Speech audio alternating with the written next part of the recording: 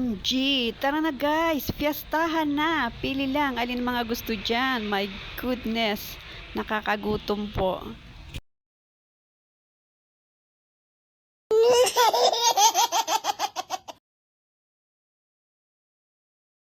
Yes! Hello, hello, hello!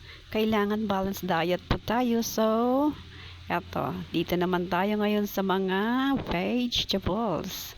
Green leafy vegetables dahil kailangan po natin yan. Fresh vegetables. Thank you for watching. Please like, share, and subscribe.